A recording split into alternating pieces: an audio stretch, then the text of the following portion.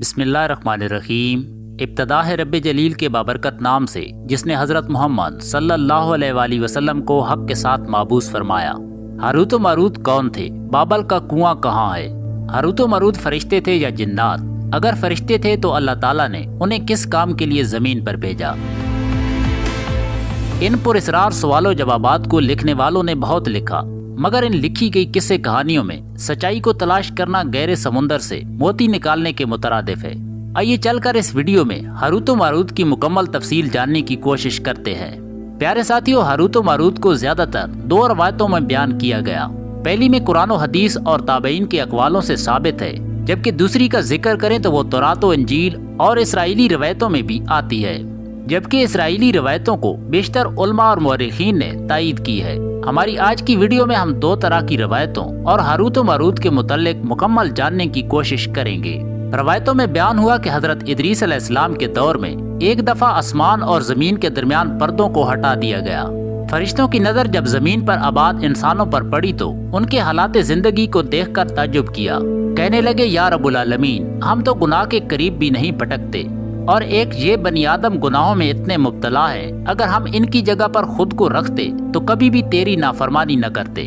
رب العالمین کا ارشاد ہوا، انسانوں کو شہوت اور غصہ دیا گیا، اگر یہی چیزیں تمہیں دی جائیں تو تم بھی کس طرح کے گناہ میں ملوث ہو جاؤ، لیکن فرشتے یہ کہہ بیٹھے ہم ایسا ہرگز نہ کریں گے۔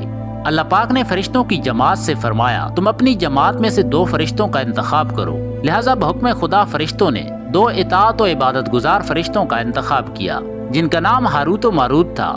اللہ پاک نے ان دو فرشتوں میں انسانی فطرت اور شہوت ڈال کر دنیا میں بھیجا۔ شہر بابل کی سرزمین پر وہ دو خوبصورت انسانوں کی شکل میں داخل ہوئی اور قاضی کے منصب پر فائز ہو گئے، جہاں ان کا کام لوگوں کے اندر فیصلے کرنا تھا۔ شہر بابل میں ایک انتہائی حسین و جمیل عورت تھی جس کی خوبصورتی کا چرچا ہر زبان پر تھا، مگر وہ عورت اپنے شوہر کے علاوہ کسی سے نظر اٹھا کر بات تک نہ کرتی۔ یہاں زورا نامی عورت ایک دن اپنا مقدمہ لے کر عدالت پہنچ گئی کہ میں اپنے شوہر کے ہاتھوں بہت مجبور ہوں، وہ مجھے بہت تنگ کرتا ہے۔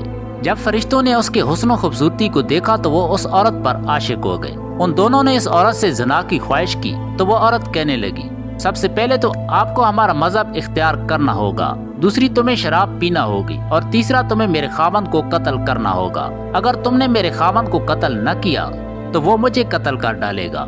ہاروت و ماروت نے شراب کو چھوٹا گناہ سمجھا اور شراب کو پی لیا، مگر نشے کی مستی میں بت کی پرستش بھی کر بیٹھے، اور جب اس عمل کے دوران اس عورت کا شوہر آیا تو پکڑ کر اسے بھی قتل کر ڈالا۔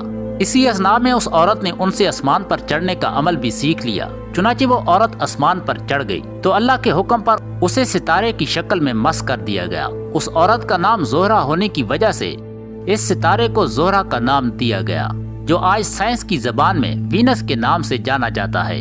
اس گناہ میں ملوث ہونے کے بعد ہاروت و ماروت نے بھی اس عورت کے پیچھے جانا چاہا اور آسمان کی جانب اڑنے کی کوشش کی، مگر گناہ میں ملوث ہونے کی وجہ سے وہ اس اسم اعظم کو بھول گئے جس کی وجہ سے وہ اڑ کر آسمان پر پہنچ جایا کرتے تھے۔ فرشتوں کو کہا گیا یا تو اس گناہ کی سزا کو آخرت میں بھگتو یا زمین پر ہی اس گناہ کے عمل کی سزا پوری کر کے آؤ۔ فرشتوں نے عرض کی ہم زمین پر ہی اس گناہ کی سزا کو بھگت کر آئیں گے۔ چنانچہ انہیں سزا کے طور پر بابل کے کنویں میں الٹا لٹکا دیا گیا، جہاں وہ تا قیامت یوں ہی قید رہیں گے۔ یہ ایک اسرائیلی روایت ہے جسے امام ابن کثیر، فخر الدین رازی جیسے مفسرین افسانہ اور من گھڑت کہانی قرار دیتے ہیں، مگر وہیں پر امام سیوطی جیسے علماء اس روایت کو مستند مانتے ہیں۔ مگر اسی اثناء میں ہم ہاروت و ماروت کی اس روایت کو سمجھنے کی کوشش بھی کرتے ہیں۔ ہاروت و ماروت اور جائے بابل کے سلسلے میں اس روایت کو کثرت سے بیان کیا جاتا ہے۔ ایک زمانہ ایسا بھی تھا در بابل کو روئے زمین میں تجارتی مرکز مانا جاتا تھا۔ در بابل اپنی نوعیت کا مشہور تہذیب و تمدن کا شہر تسلیم کیا جاتا تھا۔ یہ لوگ بتوں کے پجاری تھے اور اپنی قسمت کو ان بتوں کی مرہون منت سمجھتے تھے۔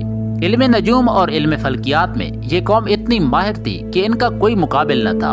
ان کے بت قدوں میں ستاروں کی پوجا کی جاتی تھی۔ یہ لوگ جادو ٹونا سفلی کو بہت مقدم اور اہمیت دیتے تھے۔ اس علم کو معاشرے میں خوب فساد برپا کرنے کے لیے استعمال میں لایا جاتا۔ اس قوم کے بارے اتنا مشہور ہوا اور یہ لوگ جادو ٹونا کے عمل اس قدر آگے نکل گئے، تاریخی کتابوں میں جگہ جگہ جادو ٹونا ہی نظر آتا۔ بابل شہر کے بارے اتنا مشہور تھا کہ اس شہر کا باشندہ جادوگر ہونے کی علامت مانا جاتا تھا۔ جب حضرت سلیمان علیہ السلام کا دور حکومت شروع ہوا تو آپ علیہ السلام نے ان لوگوں کو اس گناہ اور شرکیہ عمل سے روکنے کی بار بار تائید کی۔ آخر حضرت سلیمان علیہ السلام نے ان کے سحر جادو ٹونا کی لکھی تحریروں کتابوں کو جمع کیا اور اپنی کرسی کے نیچے دفن کر دیا تاکہ اس فتنہ انگیز عمل کو جڑ سے ہی ختم کیا جا سکے۔ لیکن جب حضرت سلیمان علیہ السلام نے اس دنیا سے پردہ فرمایا تو شیطان نے ایک بار پھر ان لوگوں کو اس گناہ کی جانب راغب کرنا شروع کر دیا اور اس بات کو پھیلانے لگا کہ سلیمان پیغمبر نہیں تھا بلکہ انہی کتابوں کے ذریعے ہوا میں اڑتا اور حکومت کیا کرتا تھا۔ بنی اسرائیل نے شیطان کی پیروی کرتے ہوئے اس عمل کی جانب دوبارہ لوٹ آئی۔ اللہ پاک نے سلیمان علیہ السلام پر لگائے گئے الزام و تہمت کی نفی کرتے ہوئے سورہ بقرہ کے اندر ارشاد فرمایا، اور انہوں نے اس چیز کی پیروی کی جو شیطان سلیمان علیہ السلام کے وقت میں پڑھتے تھے، اور سلیمان علیہ السلام نے کفر نہیں کیا تھا لیکن شیطانوں نے ہی کفر کیا، لوگوں کو جادو سکھاتے تھے، اور اس چیز کی بھی جو شہر بابل میں ہاروت و ماروت دو فرشتوں پر اتارا گیا تھا، اور وہ کسی کو نہ سکھاتے تھے جب تک یہ نہ کہہ دیتے کہ ہم تو صرف آزمائش کے لیے ہے، تو کافر نہ بن۔ جب سحر کا علم بابل میں عام ہو گیا اور لوگوں کی تکلیف و پریشانی میں اضافہ ہونا شروع ہوا تو اللہ نے دو فرشتوں کو انسانی شکل میں مامور کیا کہ وہ جادو کے عوامل اور اسے باطل کرنے کا طریقہ لوگوں کو سکھائے تاکہ وہ جادوگر کے شر اور فساد سے محفوظ رہیں۔ لیکن یہ تعلیمات غلط مقصد کے لیے بھی استعمال ہو سکتی تھی۔ حالانکہ وہ فرشتے لوگوں کو تنبیہ کرتے اور ان کے لیے صراحتاً کہتے تھے کہ یہ ایک طرح کی آزمائش ہے، مگر پھر بھی ان لوگوں نے ایسے کام کا انتخاب کیا جو انسان کے لیے ضرر اور تباہی کا باعث بن گیا۔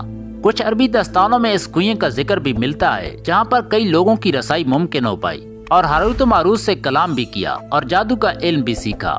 بعض مورخین عراق کے شہر حلہ کے قریب ایک کھنڈر میں موجود قدیم کنواں بتاتے ہیں۔ اس علاقے سے بابل شہر کی سرحد شروع ہوتی ہے جو اس کنویں کو بابل کا کنواں قرار دیتے ہیں۔ لیکن اس واقعے میں امت مسلمہ کے لیے سبق یہ بھی ملتا ہے جادو ٹونا سحر سفلی کفریہ اور شرکیہ عمل ہے، مگر یہ کہ اس کا استعمال فساد اور شر پسندی کے خاتمے کے لیے کیا جائے۔ ملتے ہیں انشاءاللہ کسی اگلی ویڈیو میں، تب تک کے لیے اللہ نگہبان۔